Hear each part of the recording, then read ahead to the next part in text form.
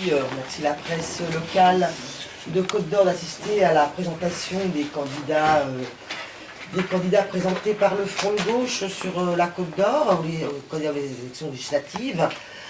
Donc chacun se présentera. Je préférerais avoir un échange plutôt vivant avec les journalistes plutôt que d'avoir un exposé tous les 5 sur le pourquoi de notre candidature.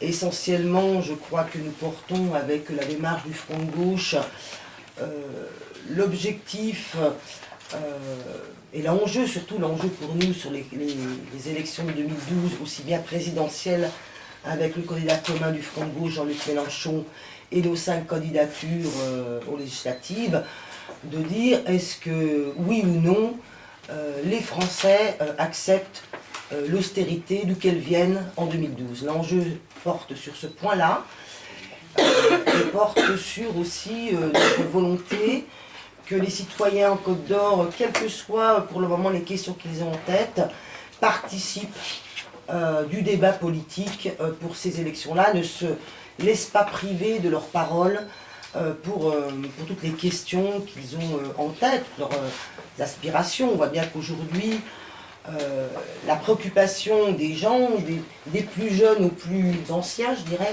des retraités aux 18-22 ans, c'est les questions de l'emploi, les questions du pouvoir d'achat, de la santé, du logement, et que derrière, complètement derrière, vient bien la question de comment on résorbe la dette, le déficit.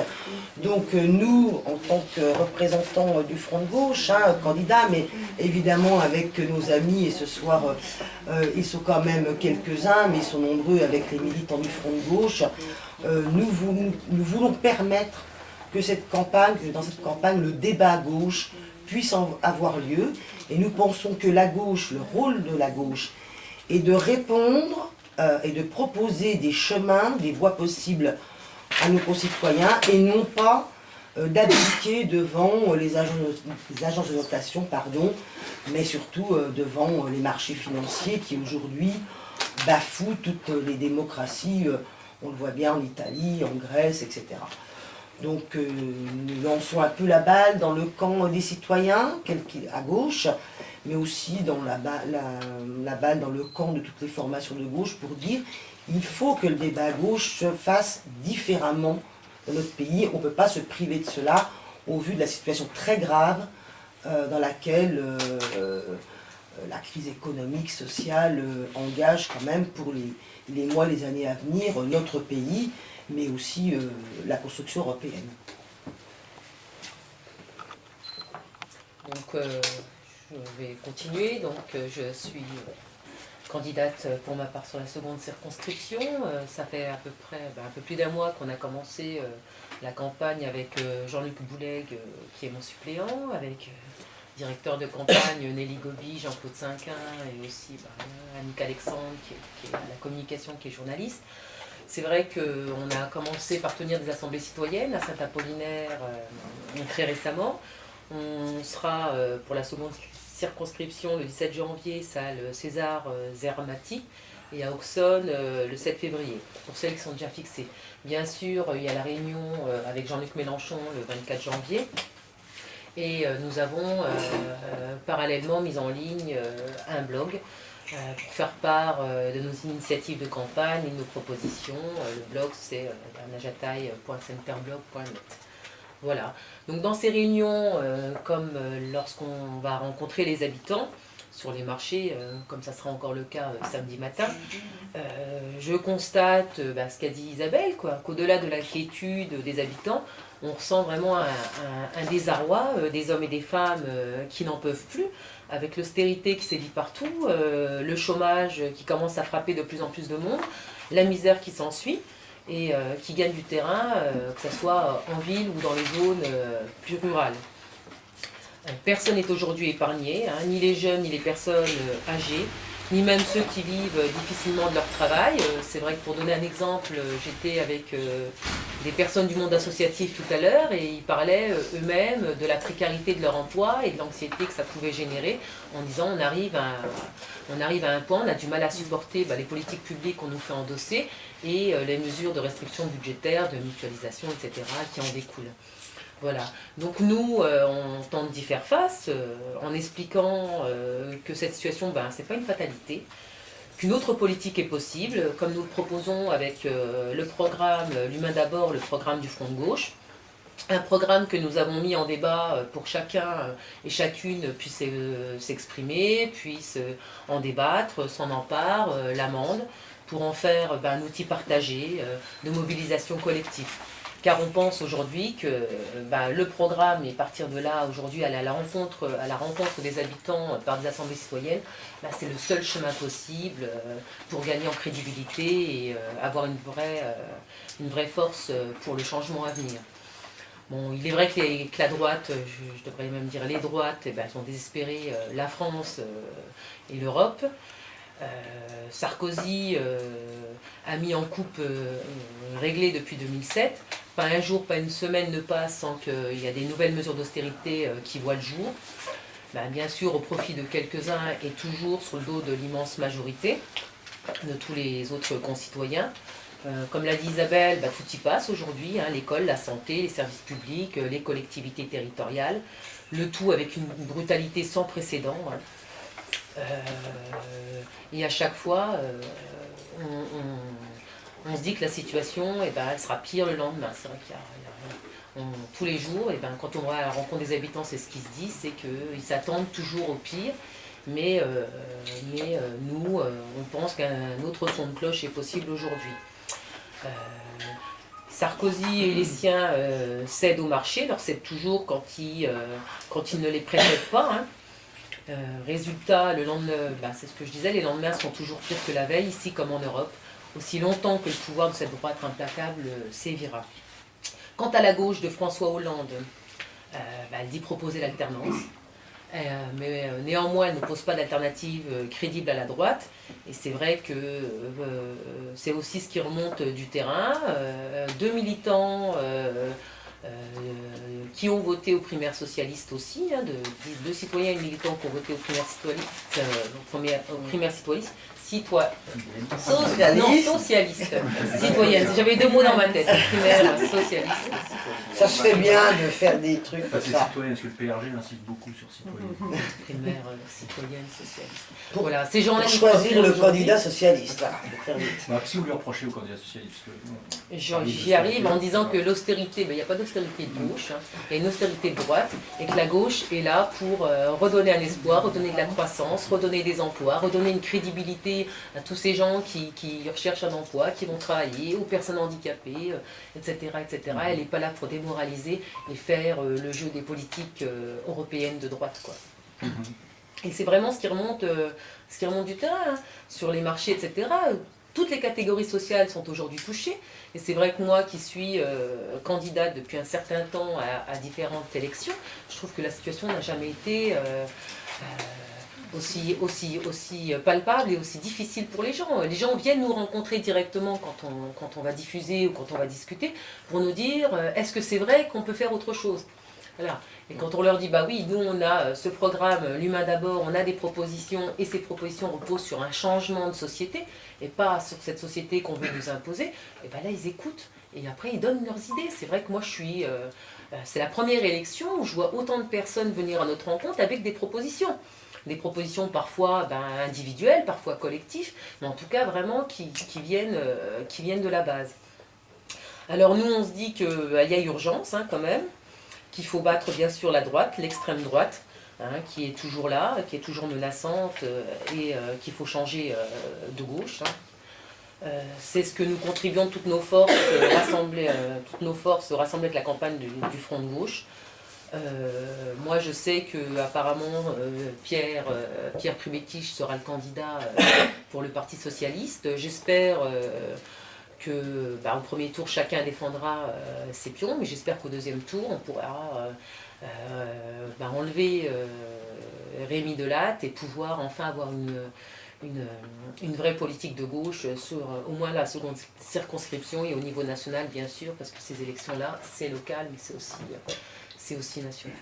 D'accord, vous pensez pouvoir comment je pense qu'à des moments le PS, entre les deux tours, il peut trouver. On Il y a est besoin aussi, différents. il y a besoin aussi Peut-être quand dès le même. premier tour. Hein. Oui, Je voudrais non, quand mais même pas aussi. C'est bien ce que j'ai dit, j'ai pas dit dès le premier Non, non, tour. j'ai dit entre les deux tours aussi. J'ai dit Mais il faut entre- aussi voilà. que notre volonté, c'est que toute la gauche gagne, C'est que c'est mais ça. qu'elle gagne Sur des pour bases. porter l'espoir et porter du progrès social et humain, pas pour éventuellement Faire un- s'arranger Faire un projet avec une austérité qui fera du mal et qui sera très dangereuse même pour la suite, quoi, hein. Donc voilà, après le débat à gauche, je pense, comme on le disait, il faut qu'on le mène, voilà, il faut qu'il soit mené, mais il faut qu'il soit mené publiquement, quoi. Il ne faut pas qu'il soit mené dans la division, dans les anathèmes.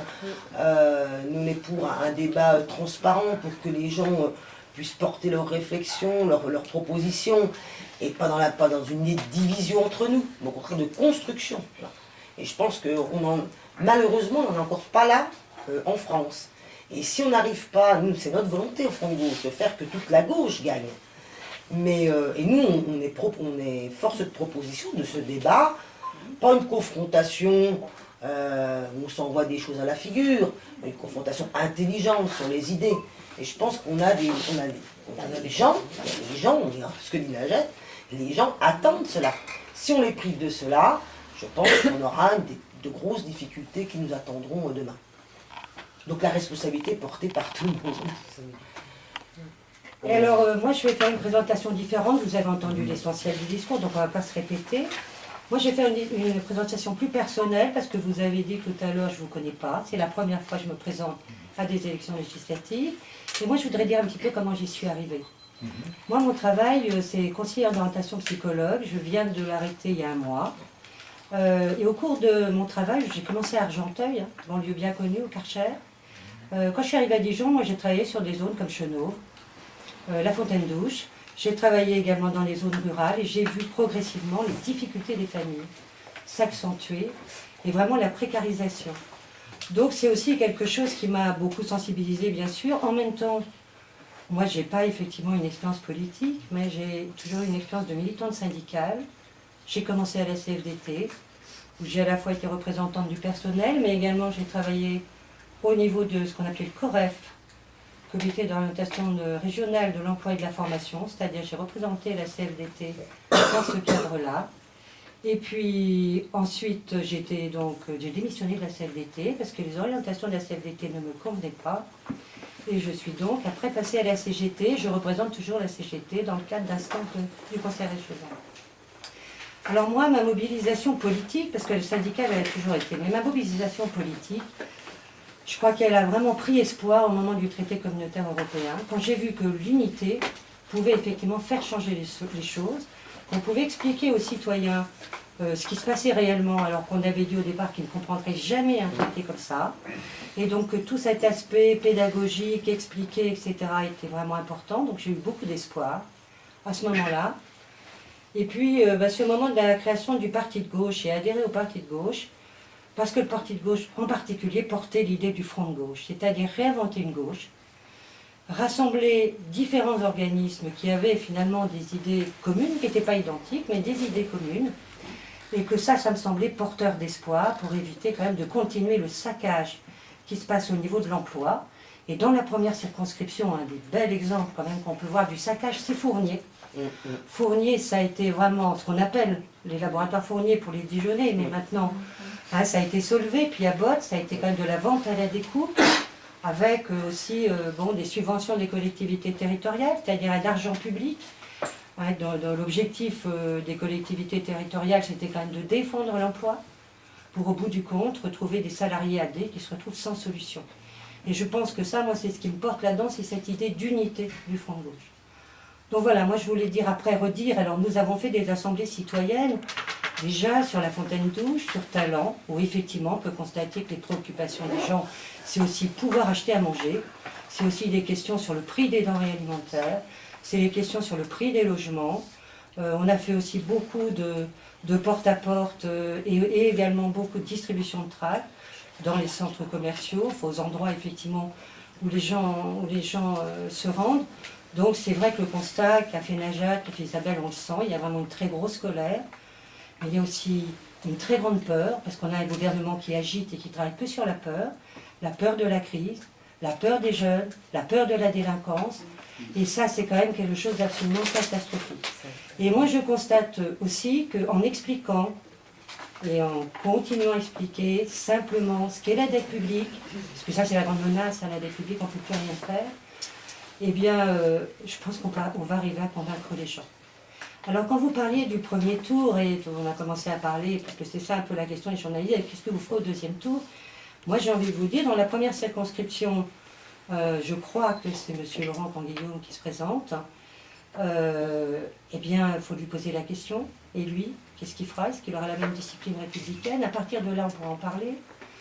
Faire un débat avec un candidat du PS, ok, mais quand M. Hollande aura accepté de discuter avec M. Jean-Luc Mélenchon, là aussi, il y a des choses où c'est pas parce qu'on est une petite formation pour eux, que d'abord on n'a pas d'existence, que visiblement on rencontre des préoccupations réelles hein, au niveau des gens qu'on rencontre. Donc ça me paraît vraiment important. Voilà. Pour moi, ça va être simple, parce qu'au niveau global, le Front de gauche, l'essentiel a été dit. Je crois que qu'on soit dans une circonscription plutôt urbaine, comme mes trois camarades, ou moi plutôt dans une circonscription très rurale, certaines préoccupations qu'on rencontre sur le terrain sont les mêmes. Et c'est vrai qu'aujourd'hui, on croise des gens qui viennent vers nous. Et ça, c'est très positif pour le Front de gauche. Et ça, c'est un message qu'on a une responsabilité de remonter tout ça. Et le programme du Front de gauche qui est présent ici, que ce soit pour les présidentielles ou les législatives, n'est qu'une amorce. Une amorce à la politique que le Front de gauche veut porter. En sachant que, si je reviens sur la 4e circonscription, j'ai la chance d'avoir une des rares circonscriptions de France vide de son député. Un député qui a fait le choix de quitter son mandat auquel il a été, à qui on lui a donné, le peuple lui a donné un mandat, il a fait le choix personnel de le quitter, en sachant pertinemment qu'il n'y avait plus personne. Donc cet abandon des citoyens et de l'ensemble, j'allais dire, même de ses propres électeurs, j'espère qu'en 2012, ils s'en rappelleront et ne feront pas la même erreur, d'autant qu'ils les avaient déjà abandonnés lors des élections régionales, puisque non content d'une victoire qui leur ait mis un perchoir supplémentaire, il a fait le choix d'abdiquer et de laisser la place aussi vacante. Donc, déjà, cette vision de la politique, je crois que c'est ce qui m'a aussi plu dans la création du Parti de gauche et principalement dans cette union au sein du Front de gauche, hein, parce qu'on s'est aperçu que les gens veulent autre chose que cette politique des petits amis du Fouquet's, des arrangements dans les alcôves. Et d'ailleurs, je peux vous le dire pour côtoyer, que ce soit mes camarades du PC sur mon bar, régulièrement, on ne voit qu'eux. Hein. On voit les gens du PC, les gens du Parti de gauche, le Front de gauche auprès des gens. Moi, je ne croise jamais M. Sauvadet, si ce n'est à l'heure de l'apéro, de l'inauguration pour la photo de la presse, et pour partir à la suivante. Alors c'est vrai, en termes d'image, on le voit souvent, on le voit partout. Vous m'expliquerez comment il peut travailler dans de bonnes conditions et honorer les mandats que les concitoyens lui ont donnés. Donc aujourd'hui, une de nos principales préoccupations, c'est ce fonctionnement politique. Et on aura l'occasion de parler de la 6e République, du problème des cumuls des mandats qui, on s'aperçoit réellement sur le terrain, est une problématique. Donc voilà, le chemin est long, c'est clair, il y a du travail, parce qu'aujourd'hui, moi, ce qui me préoccupe, c'est la désaffection des citoyens pour les élections. Et malgré ce qu'on entend et ce qu'on veut nous faire croire, par exemple, le Front National, qui est aussi, pour moi et pour le Front de gauche, quelque chose qu'il faut endiguer, il faut aussi dire la vérité, le Front National ne progresse pas auprès des Français, c'est faux, les Français ne deviennent pas plus racistes ou quoi que ce soit, ils ne se réfugient pas auprès du Front National, il suffit de voir les résultats au cantonal, ils ont eu moins de voix qu'avant, sauf que à gauche principalement, les gens ne vont plus voter et leur permettre d'avoir des résultats qui pourraient les montrer comme une proposition, une alternative politique. Mais on le verra très vite, d'ailleurs, avec les discours du Front National qui sont juste cantonnés à Marine Le Pen. D'ailleurs, au niveau des législatives, je vois personne au Front National. Quelle sera la perspective du Front National au fond? Donc demain sur la 4e circonscription, avec Sophie Rosaire qui est ma suppléante, avec l'ensemble de la composante, que ce soit les alternatives, le PC, localement, on va œuvrer pour écouter les gens, les rencontrer, remonter aussi à nos instances les préoccupations, et surtout casser tous les messages un petit peu stéréotypés du style on n'a pas le choix, faut surtout pas perdre le AAA, mais ce ne sont pas les préoccupations des gens. C'est ça qui... On veut faire croire par le biais des médias, et je crois que tout le monde est assez conscient par les médias en général, hein, bien sûr, que le souci des gens, c'est de savoir si on va garder le AAA, si on va être endetté en plus, en moins. Non, la réalité est toute simple, et je vais avoir, pour finir, une pensée très sincère et particulière, puisque je suis aussi militant syndical, pour les 50 salariés qui viennent de perdre leur emploi aux fonderies du Châtillonnais. Et bien sûr, c'est pas comme Peugeot, ça n'intéresse pas M. Sarkozy, c'est pas comme Mittal, ArcelorMittal. D'ailleurs, rappelons-nous des fameuses promesses où l'État devait sauver tous ces emplois. Encore, en venant tout à l'heure, j'entendais les salariés européens de Mittal qui ont manifesté, qui sont en bagarre pour remettre en route des fourneaux. Donc, halte au mensonge, halte à la fumée d'écran que les politiques en place diffusent. Parlons vrai, et en effet, je rejoins, comme M. Mélenchon, Jean-Luc, le débat il doit être aussi à gauche. Il doit être aussi à gauche. Les primaires ont fait une amorce de débat, mais qui, pour ma part, je trouve, se sont essoufflés, puisque, hop, après un débat qui aurait pu être intéressant, qui aurait pu faire bouger les lignes, on s'aperçoit que c'est un soufflet. Aujourd'hui, on a un candidat du PS qui me semble un petit peu timide sur des vraies propositions de changement. Charge à nous de faire tout bouger. Et pour répondre à la question que vous allez me poser éventuellement, je peux vous rassurer que compte tenu des candidats qu'il y a sur la 4e circonscription, à savoir M. Molinoz du Parti radical a été annoncé, à moins que le PS fasse une pirouette, mais officiellement on en est très près. Monsieur Sauvadet, on ne le sait pas, mais vu ses 30 années déjà de semi-présence sur le terrain, au deuxième tour, c'est clair que je voterai pour le candidat du Front de gauche. J'ai aucun problème à ce niveau-là. Oui, les candidats, après, si éventuellement il y avait un changement à la soirée du premier tour, on aura le temps d'en discuter, mais pour l'instant, la vraie discussion, c'est avec les citoyens, les gens sur le terrain. Parce que je pense que les gens, les journalistes ne doivent pas poser la question de qu'est-ce qu'on fera au deuxième tour, tombons pas dans ce piège-là, puis je vous remercie de ne pas la poser déjà. Non mais, c'est peut-être pas votre ordre du jour, et tant mieux, parce que je crois que les gens ont vraiment rien à faire. Aujourd'hui, les gens, ils savent même pas ce qu'ils vont voter. S'ils vont voter. Ou s'ils vont voter. Et pourtant, on a fait une campagne très importante, en tout cas au niveau du Front de gauche, sur l'abstention. Ça a été une de nos priorités sur la Fontaine-Douche et sur Talon. Par exemple, dans la première circonscription, on a fait un travail important sur l'abstention. Au moins pour que les gens s'inscrivent avant le 31 décembre. Ça, c'est sûr. Donc je pense que la première des choses, c'est d'intéresser, que le débat politique intéresse les gens. Notre première fonction, elle est là, je dirais. Et je trouve que c'est quand même du côté de la gauche, parce qu'on voit bien qu'il y en a qui travaillent à l'abstention, à la désillusion, etc. Donc je pense que la première fonction de la gauche, c'est la fonction démocratique, le débat public.